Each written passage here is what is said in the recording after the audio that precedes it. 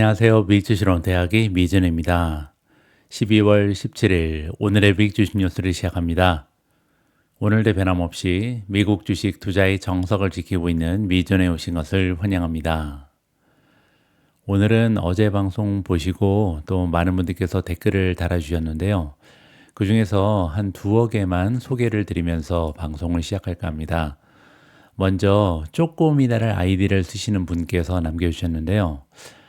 제가 X세대라 갑자기 슬프네요. 이렇게 제가 어제 방송에서 X세대가 샌드위치 세대다. 그래서 부모 세대를 부양하는 마지막 세대이자 또 자식 세대까지 부양해야 되는 첫 번째 세대다.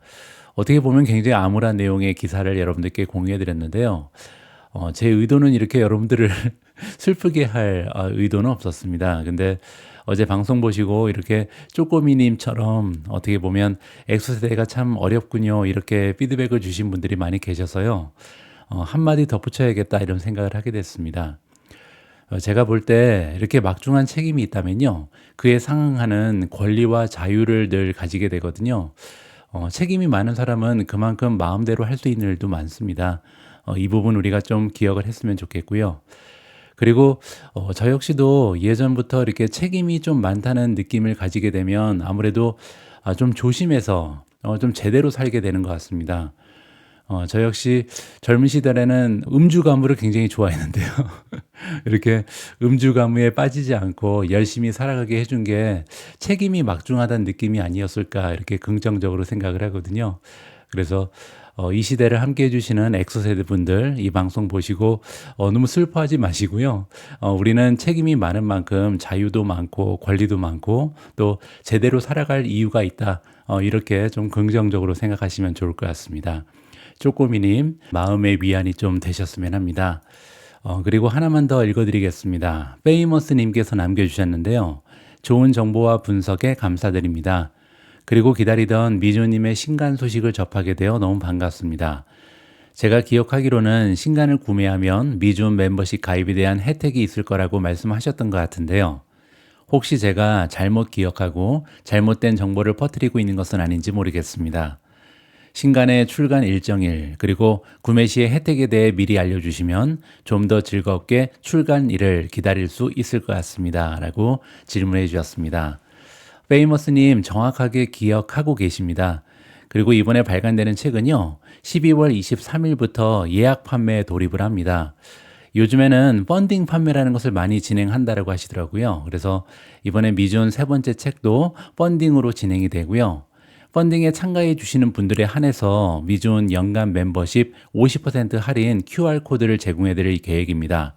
그리고 미준 멤버십 할인 코드 말고도 또 별도의 선물이 준비되어 있거든요. 그래서 많은 분들께서 이번에 펀딩 판매에 관심을 가져주셨으면 하는 바람을 가져봅니다. 그리고 참고로요. 12월 23일 시작될 예정인 할인 이벤트는 신규 멤버분들만을 위한 프로모션입니다. 그래서 기존의 멤버분들을 위해서는 어제부터 이미 할인 이벤트를 진행 중에 있다. 이렇게 말씀드릴 수가 있을 것 같고요. 자, 아무튼 이제 일주일 정도만 지나면 미준 3탄, 미준 세 번째 책에 대한 프로모션이 진행이 되는데요. 제가 개인적으로 첫 번째 책, 그리고 두 번째 책에 비해서 정말 일취월장했다. 이렇게 자체적으로 평가를 하고 있습니다. 정말 심혈을 기울여서 잘 쓴 그런 책이거든요. 많은 분들께서 이번 책에 대해서 좀 많은 관심을 가져주셨으면 합니다. 자, 그러면 12월 17일 준비된 오늘의 미국주식 뉴스 바로 시작합니다. 오늘도 어제 미국 증시 시황을 정리하도록 하겠습니다.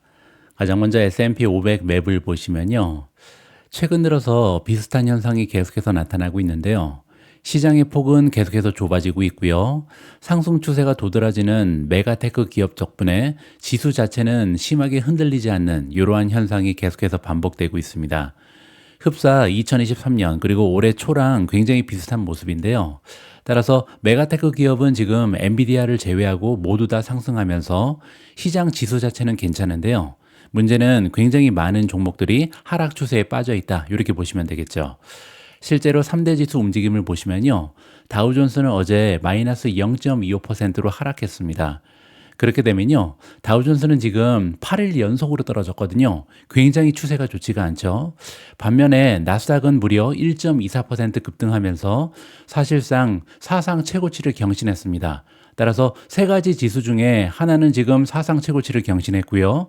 하나의 지수는 8일 연속으로 떨어지는 굉장히 부익부 빈익빈 현상을 보이고 있다. 이렇게 보면 되겠죠. 자, 중간에 껴있는 S&P 500은 어제 0.38% 상승하면서 마무리가 됐습니다. 하지만 S&P 500의 시장 폭을 보시면요. 42.54까지 떨어졌습니다. 따라서 시장을 구성하는 기업들 중에 지금 추세가 좋은 종목, 모멘텀이 좋은 종목은 42%에 불과하다.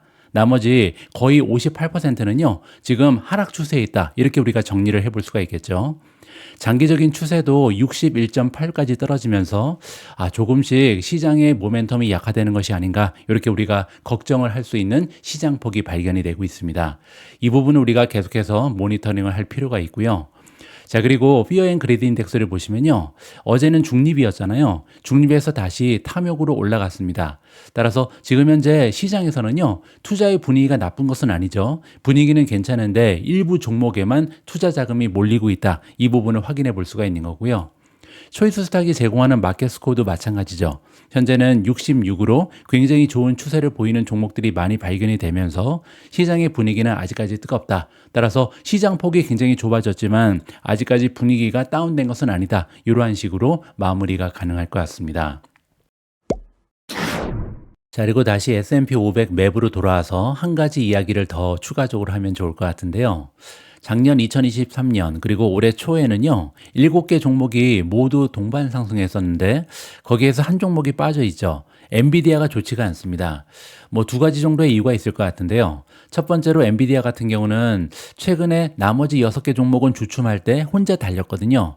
따라서 지금은 이러한 상승분을 조금 반납하고 있다. 이렇게 보시면 될 것 같고요. 자, 두 번째로 최근에 엔비디아의 GPU에 대한 도전이 강력하게 나타나고 있습니다.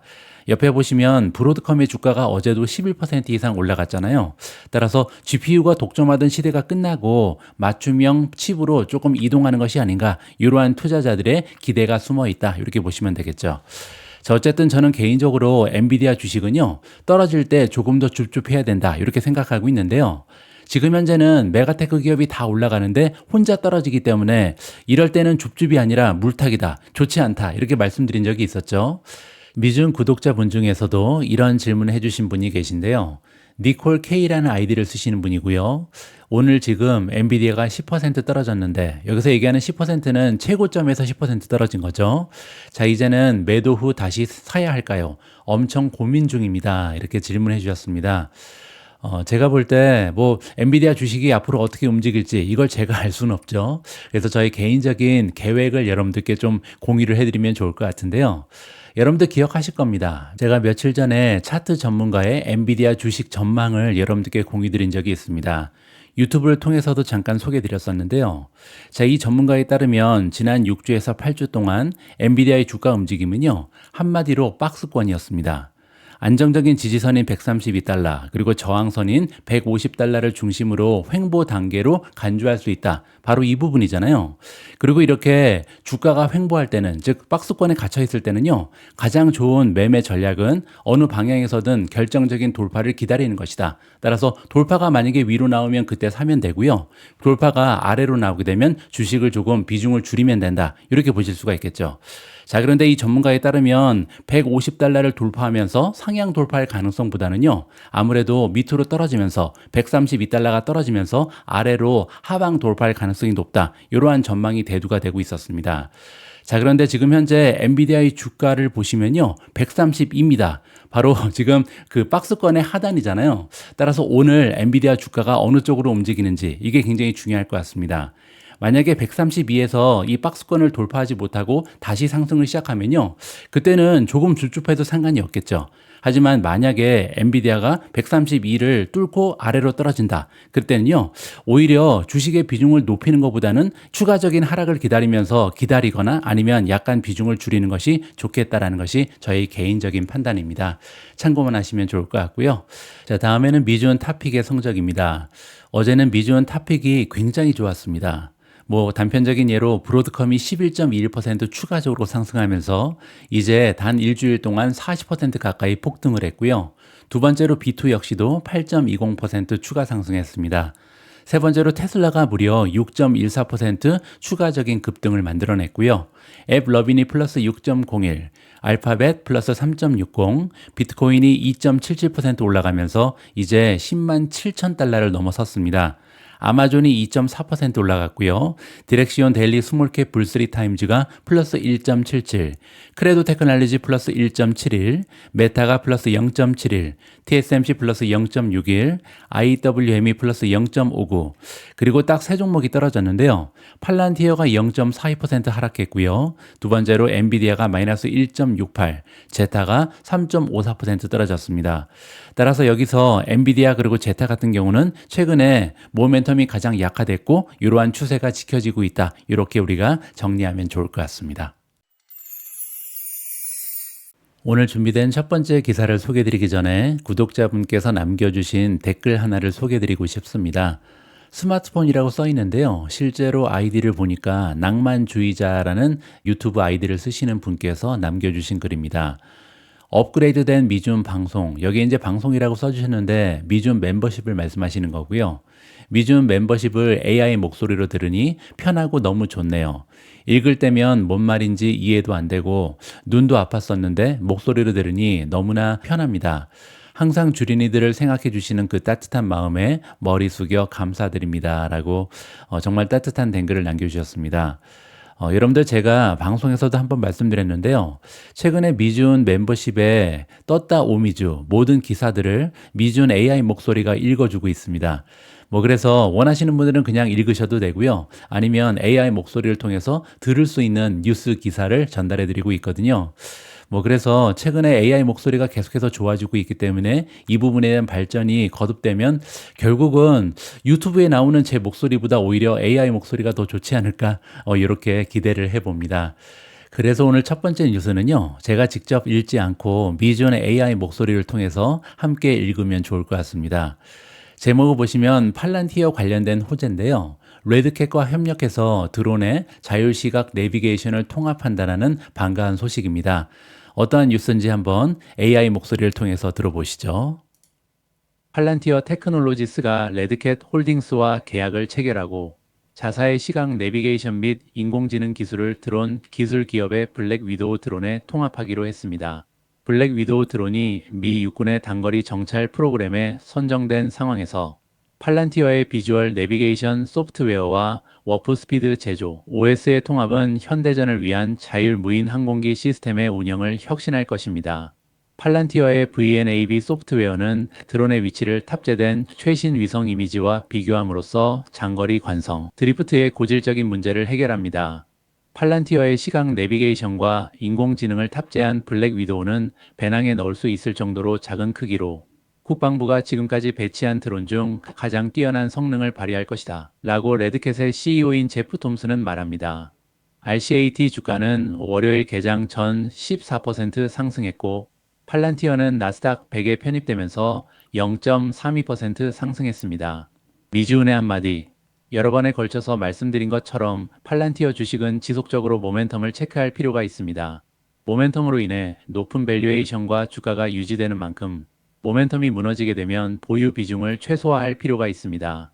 물론 모멘텀은 특별한 계기가 나타나야 전환되며 현재 팔란티어 관련해서는 긍정적인 뉴스가 대부분입니다. 자, 여기까지 제 목소리를 닮은 AI가 팔란티어 관련된 호재를 읽어드렸습니다. 이번 뉴스에서는요, 레드캣이라는 기업과 드론 관련된 통합을 하면서 굉장히 건강한 파트너십을 하나 추가했다. 이렇게 보시면 될 것 같고요. 마지막에 제가 미준 한마디에서 말씀드린 것처럼 팔란티어 주식에 지금 투자하는 투자자 입장에서는요, 모멘텀을 계속해서 따라갈 필요가 있습니다. 그만큼 밸류에이션이 너무나 많이 치솟았기 때문에 만약에 모멘텀이 떨어지게 되면요, 주가가 굉장히 큰 폭으로 급락할 가능성이 있다. 이렇게 우리가 가정을 해야 되거든요. 자, 보시는 것처럼 아직까지도 팔란티어의 모멘텀은 꺼질 생각이 없습니다. 26가지 지표 중에 3가지가 매도를 주장하고 있고요. 10가지는 중립, 그리고 13가지가 아직까지는 매수를 외치고 있다. 따라서 별다른 커다란 악재가 나타나기 전까지는 이러한 추세가 유지될 가능성도 우리가 좀 염두를 할 필요가 있겠죠. 자, 그리고 1개월 주가 차트를 잠깐 보시면요. 여기에 역삼각형이 보이죠. 즉 헤드앤숄더인데 뒤집혔습니다. 이렇게 헤드앤숄더가 뒤집히게 되면 보통 상승 추세가 나타나는 경우가 많다. 이렇게 우리가 기술적인 분석을 해봐도 좋을 것 같습니다. 자, 아무튼 팔란티어에 투자하고 계신 분들께서는요, 앞으로도 팔란티어의 모멘텀이 어떻게 움직이는지 계속해서 팔로우업 하셔라, 이러한 조언을 드리고 싶습니다. 다음으로 준비된 기사에도 팔란티어가 등장하는데요. 최근에 미중과 함께 해주시는 투자자분들께서는 아마 비슷한 고민을 가지고 계실 겁니다. 미중 탑픽 중에 굉장히 많이 올라간 종목이 좀 있잖아요. 그 중에서 이제 대표적인 종목이 앱러빈 그리고 팔란티어인데요.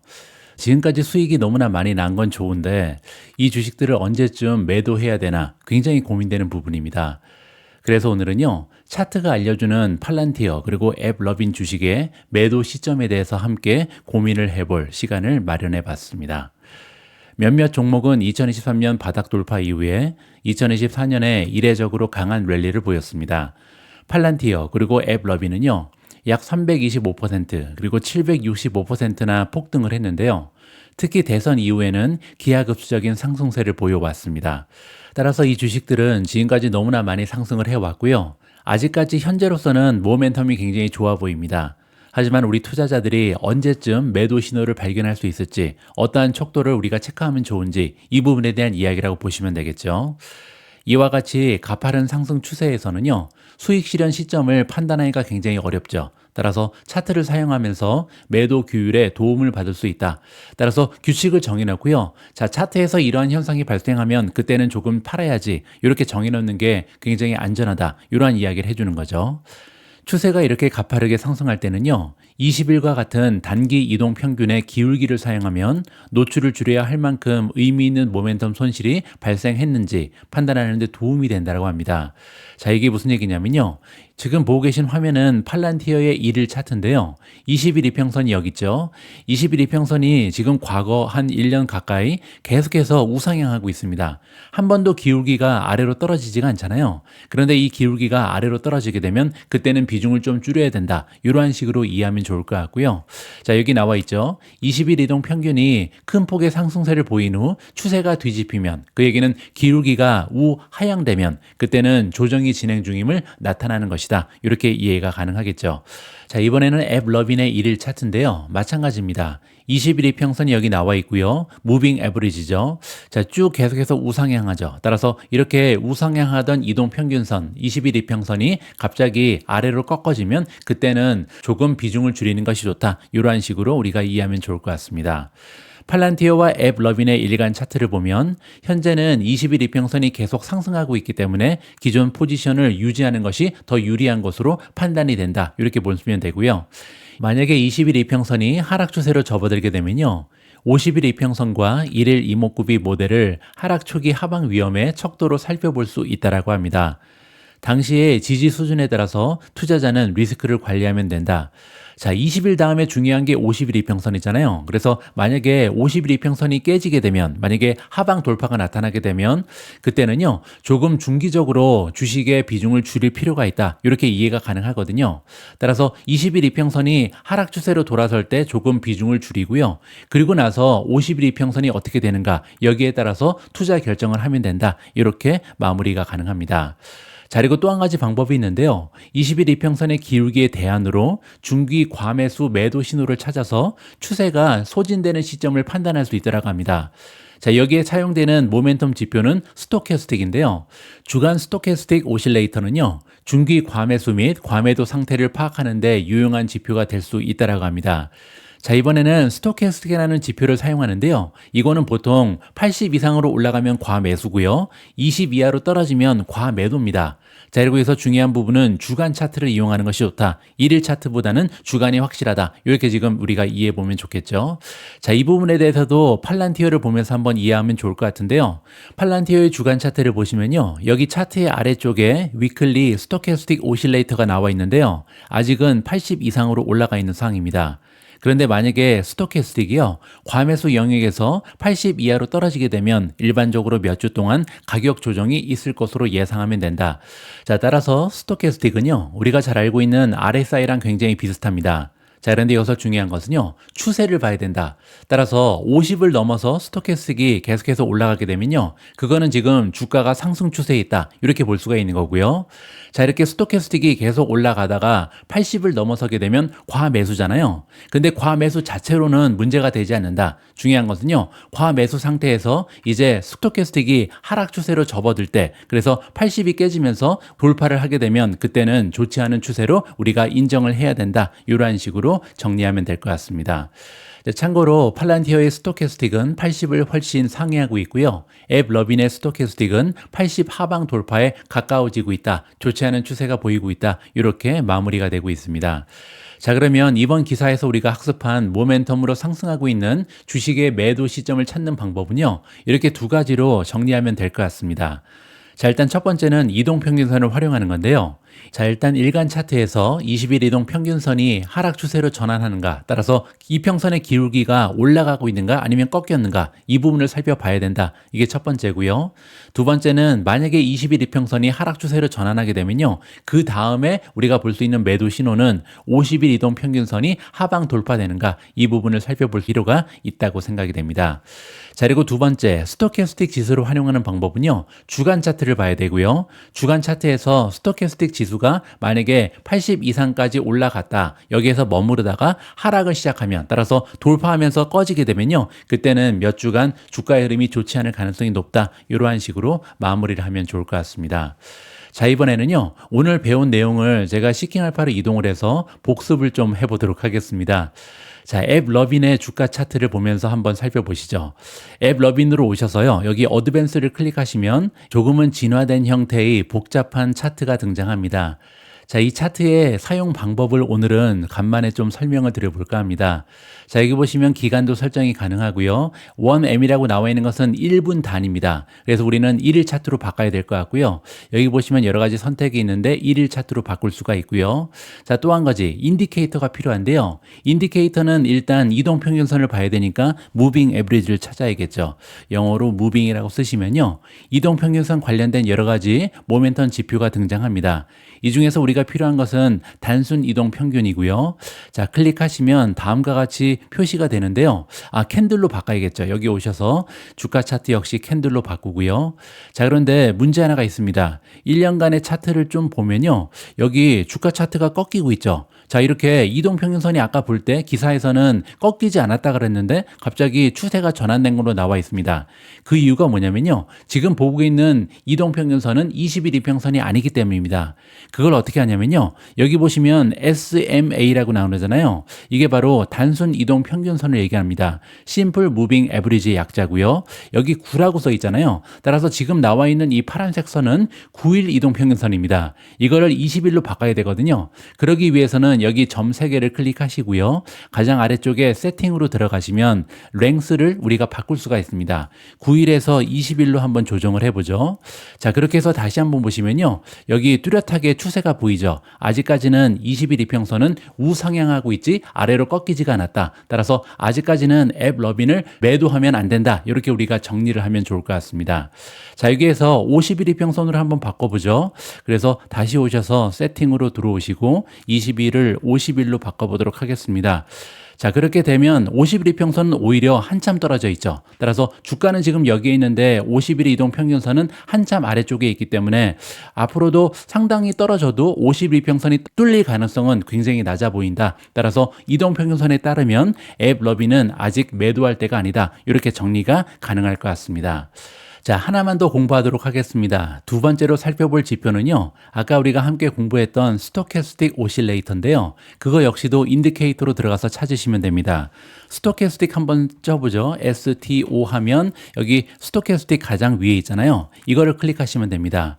자, 그리고 차트를 보니까요. 지금 주가 차트에 여러 가지가 다양하게 떠오르는데 이동평균선은 좀 닫아버리죠. 지금 우리가 필요가 없잖아요. 자, 그래서 이동평균선은 제외하고 여기 오실레이터가 나와 있는데요. 자, 그런데 여기에 차트도 조금 이상합니다. 왜냐면 앞에 기사에서는요. 스토캐스틱이 80을 넘어 있었다. 이렇게 지금 나와 있었는데 31까지 떨어져 있잖아요. 뭔가 우리가 설정을 잘못한 게 있지 않은가 이렇게 의심을 해야겠죠. 한 가지 잘못된 부분이 있는데요. 바로 여기 기간입니다. 지금 보고 계신 차트는 원데이 차트, 1일 차트잖아요. 이거를 아까 주간 차트로 바꿔야 된다. 이 부분을 기억해야겠죠. 따라서 들어가셔서 원데이를 원위크로 설정을 바꾸시면요. 보시는 것처럼 앱 러빈의 스토캐스틱은 지금 81.06에 머물러 있습니다. 따라서 앞에 기사에 따르면 이렇게 높게 설정됐던 이 스토캐스틱이 80 이하로 떨어지게 되면 좋지 않은 추세다. 이렇게 얘기했잖아요. 자, 보시는 것처럼 81이니까 아직까지는 80 이상의 유지가 되고 있다. 따라서 두 가지 방법을 통해서 체크해 봤을 때 앱 러비는 아직은 매도 시점이 찾아오지 않았다. 이러한 식으로 마무리를 해드리겠습니다. 앞의 기사에서는 우리가 앱 러빈의 추세에 대해서 주가 차트를 통해서 살펴봤는데요. 앱 러빈의 줍줍 기회가 찾아왔다라고 주장하는 투자 기관이 있어서 이 기사를 함께 읽어볼까 합니다.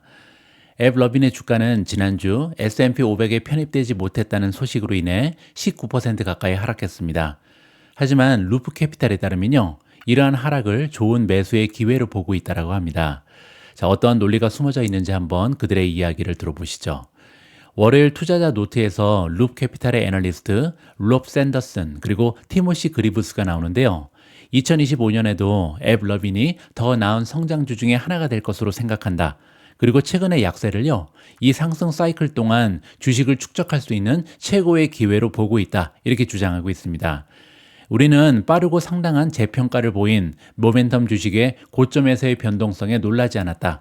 따라서 지금 1년 동안 주가가 너무나 많이 올라갔잖아요. 따라서 이번에 주가가 조금 흔들리는 것은 당연한 현상이다. 놀라면 안 되고 줍줍을 해야 된다. 이렇게 주장하고 있는 거죠.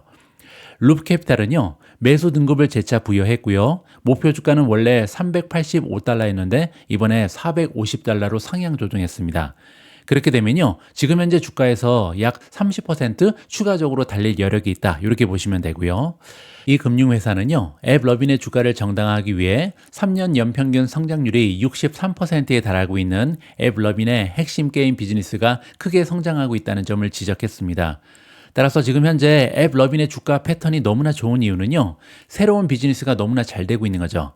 앱 러빈은요. 원래 앱이었습니다. 게임 앱이었거든요. 근데 최근에는 소프트웨어로 완전히 비즈니스를 전향했죠. 그리고 이 소프트웨어는요. 게임 업계의 다양한 디벨로퍼들이 있잖아요. 자, 이러한 퍼블리셔들이 광고주를 만나서 이익을 창출할 수 있게 도와주는 소프트웨어 플랫폼을 구축했다. 이렇게 보시면 됩니다. 따라서 이게 첫 번째 투자의 논리가 되는 것 같고요. 자, 두 번째로 룹 캐피탈은요. 게임 외에 소비자 기적 광고에도 빠른 매출 증가로 이어질 수 있다. 이렇게 생각을 밝히고 있습니다. 자, 이 부분도 굉장히 중요한데요. 앱 러빈은 이제 게임 쪽에만 국한되지 않고요. 우리는 이커머스 그리고 커넥티드 TV로 이동한다. 이렇게 발표했거든요. 따라서 다가오는 미래에는 스마트 TV 그리고 이커머스 쪽에서도 엄청난 광고 매출을 만들어낼 수 있다. 이렇게 지금 이해를 하고 있는 거죠. 루프 캐피탈의 애널리스트 롭 샌더슨이 나오는데요. 구체적으로 매출 기회를 계산으로 알려주고 있습니다. 앱 러빈은 메타에 하루에 최소 1만 달러 이상을 지출하는 브랜드를 확보하고 있다. 이 얘기는요. 지금 현재 메타에 1만 달러 이상을 쓰는 고객사가 앱 러빈한테도 고객이다. 이렇게 얘기하는 거죠. 그리고 이 광고주는요. 앱 러빈에도 비슷한 금액을 지출할 가능성이 높다. 이렇게 긍정적으로 전망합니다.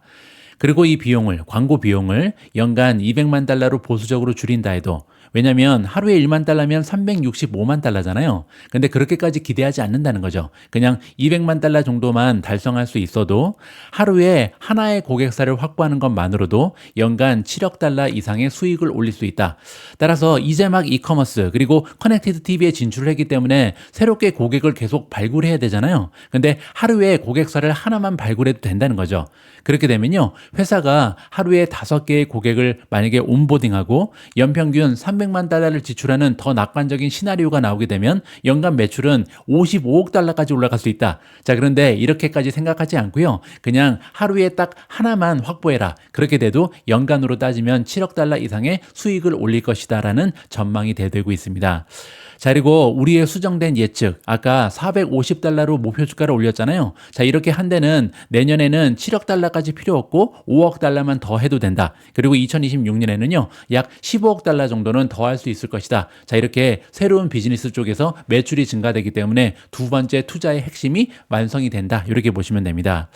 자, 또한 루프는요, 앱 러빈의 시가총액이 이미 현재 상장된 100개 이상의 주식보다 크기 때문에 S&P 500에 편입되는 것은 시간 문제일 뿐이다. 이렇게 밝히고 있습니다. 자, 따라서 최근에 이제 S&P 500에 편입이 안 되면서 주가가 떨어졌는데요. 언젠가는 들어간다는 거죠. 그게 다음 분기가 될지 아니면 다다음 분기가 될지 모르겠지만 지금 현재 시가총액으로 봐서는요, 조만간 편입되는 것은 굉장히 당연하다. 이렇게 밝혀주고 있습니다. 자, 앱 러빈의 주식 펀더멘탈 다시 한번 확인을 해보시죠. 자, 지금 보시는 것처럼 조금 비싸긴 합니다. P 레이시오가 80까지 올라가 있거든요. 그리고 성장세를 감안하더라도 PEG가 2.49까지 올라가 있는 상황입니다.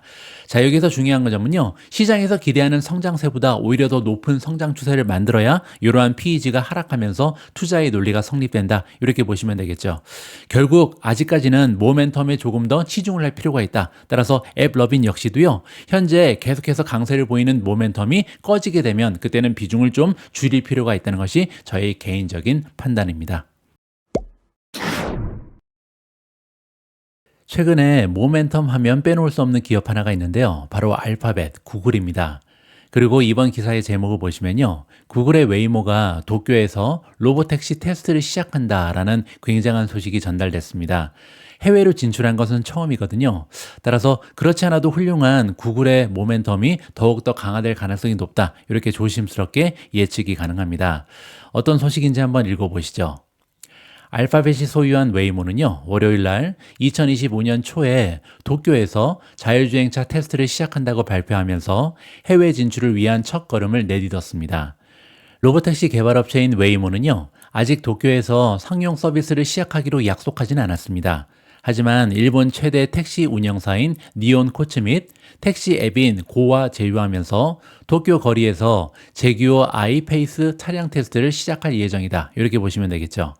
우선적으로 니온 코츠의 운전기사들은요, 일본 수도의 여러 지역에서, 주요 지역에서 웨이모 차량을 수동으로 운전하게 된다고 합니다. 자, 이렇게 유인 테스트 드라이브에서 얻은 데이터는요, 회사의 AI 시스템을 훈련하는 데 도움이 되겠죠. 그리고 웨이모는 또한 일본의 주행 조건을 모방해서 만든 미국의 폐쇄된 코스에서 로보택시를 테스트할 예정에 있다고 합니다. 자, 이번 발표는요, 몇 분기 동안 지속될 파트너십의 첫 번째 단계고요. 웨이모는 CNBC와의 인터뷰에서 일본에 장기간 머무를 것으로 예상한다. 이렇게 덧붙였습니다. 웨이모의 성명에 따르면요, 도쿄 테스트를 통해서 현지 파트너, 정부 관계자, 커뮤니티 그룹과 협력해서 새로운 환경을 이해할 수 있는 기회를 얻게 될 것이다. 웨이모가 어떻게 도쿄 주민들에게 서비스를 제공하고 도쿄 교통 생태계의 유익한 일부가 될 수 있을지 학습하게 될 것이다. 굉장히 중요한 얘기가 나왔는데요. 자율주행 그리고 로보택시는요, 그냥 기술력만 올라간다고 되진 않겠죠. 왜냐하면 각 현지마다, 도시마다, 나라마다 각 이 시스템이 굉장히 다르잖아요. 따라서 이러한 시스템, 각 현지의 사정에 얼마나 빨리 적응하는가, 이 부분이 굉장히 중요한 하나의 척도가 될 수 있는데요. 이번에 웨이모가 미국을 벗어나서 도쿄에서 로보택시 테스트를 시작하는 것은 굉장히 중요한 진보다. 이렇게 저는 개인적으로 판단합니다. 웨이모는 2024년을 시작으로요, 미국 전역으로 사업을 확장할 계획이라고 발표한 바가 있습니다. 이달 초에는 2025년 마이애미에서 새로운 테스트를 시작한다. 이렇게 발표했고요. 11월에는 로스앤젤레스 전역에서 무인 차량 호출 서비스를 제공했고요. 9월에는 우버와 제휴해서 오스틴과 애틀랜타로 확장할 계획이다. 이렇게 발표한 바가 있습니다. 굉장히 빠르게 발전하는 모습을 웨이모가 최근에 보여주고 있는 거죠. 하지만 이번 일본 진출은요, 좌측 통행 시장에서의 첫 번째 진출이다.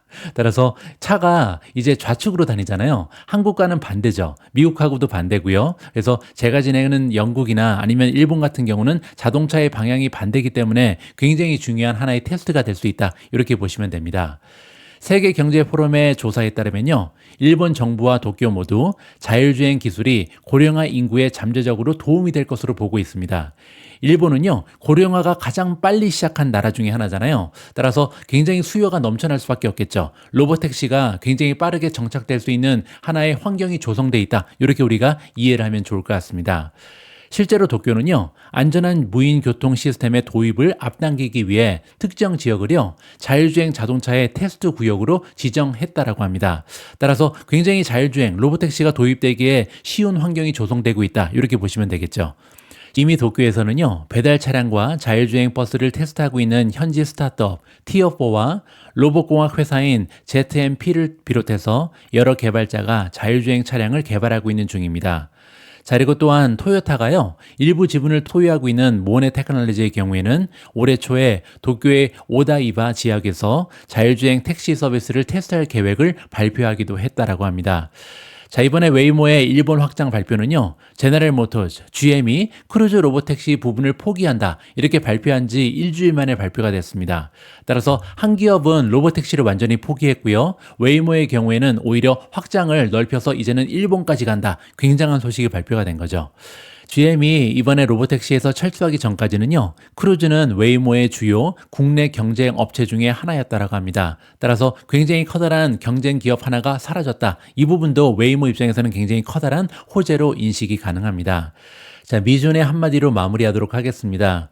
여러분들 알파벳이라는 기업은요, 총 370여 개의 크고 작은 기업의 인수 합병을 통해서 만들어진 거대 기업입니다.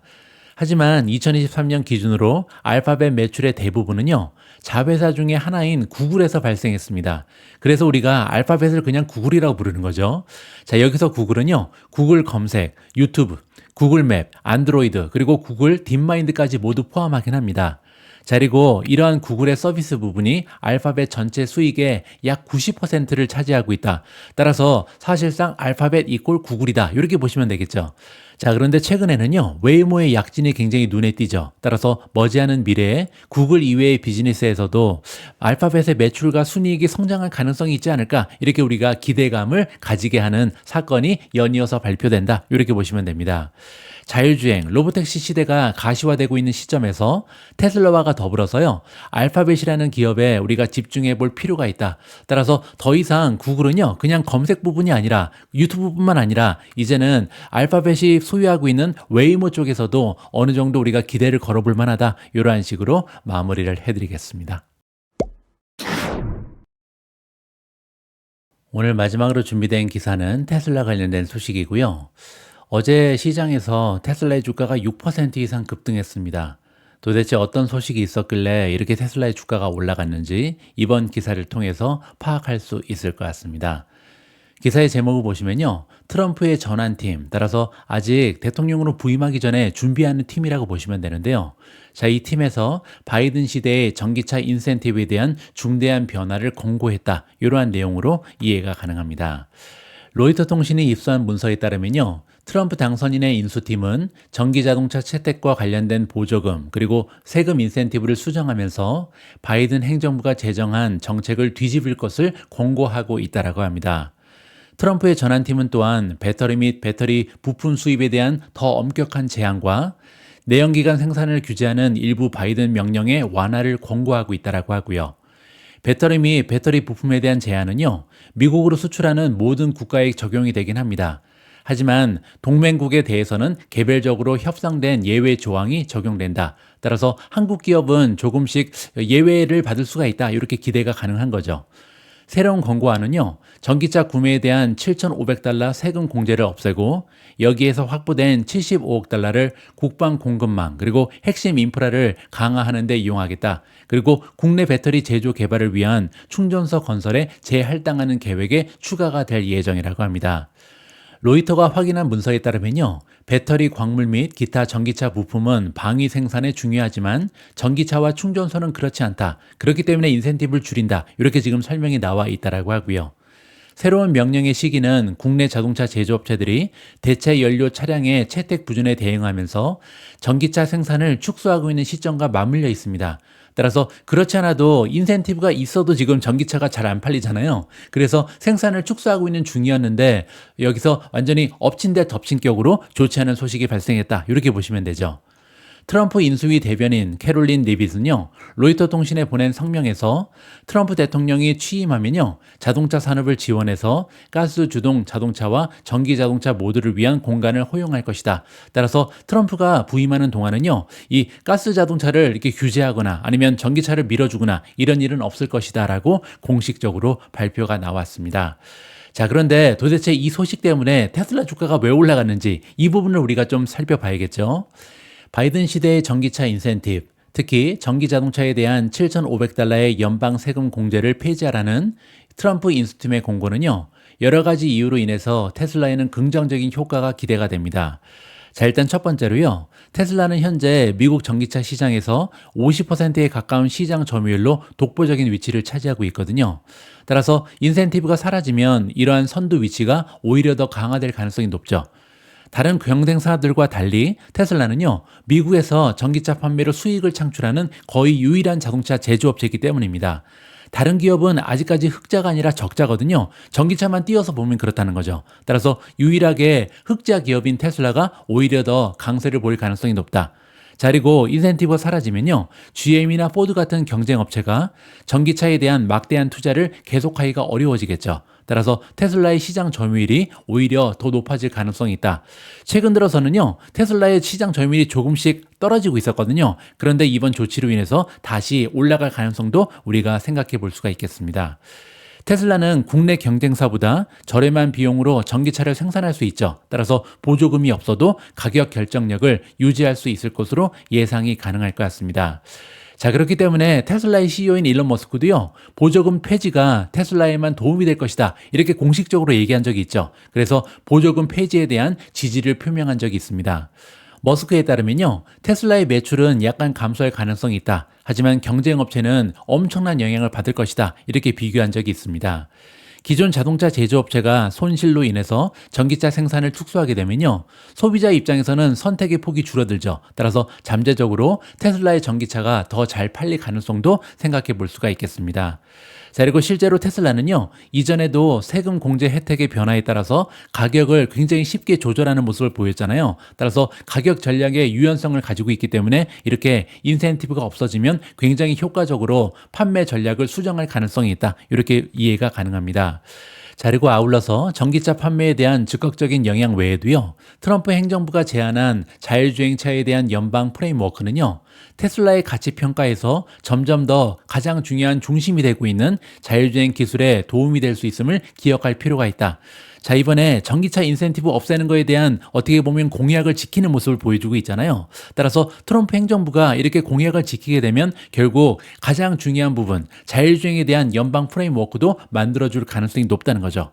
자, 따라서 결론적으로 전기차 인센티브가 사라지게 되면요, 전체 전기차 판매량이 단기적으로는 감소할 가능성이 있습니다.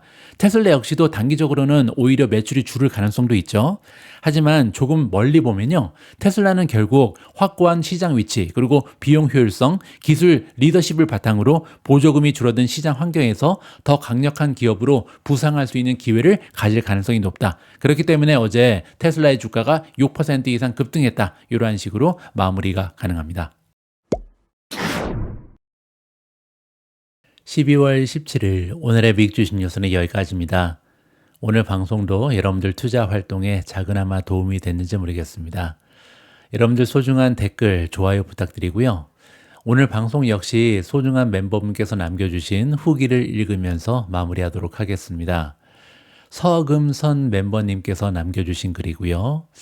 정말 알뜰하게 질문에 답해 주시고 모든 투자 활동을 오픈해 주셔서 저 같은 초보자가 너무 자신감 넘치게 주식 운영하며 즐거움을 느낍니다. 방송으로 듣지 못하는 여러 가지 정보를 상세히 그리고 체계 있게 전달해 주셔서 바쁜 일상에서 쉼없이 공부가 됩니다. 유튜브만으로 듣다가 멤버십에 가입하여 많은 최고의 정보, 미주님의 진심 어린 고견 정말 좋습니다. 계속 많은 멤버십 회원이 증원될 줄 믿습니다. 감사합니다. 우리 모두가 미국 주식 투자로 은퇴하는 그날까지 다 함께 화이팅입니다. 행복한 하루 되세요. 감사합니다.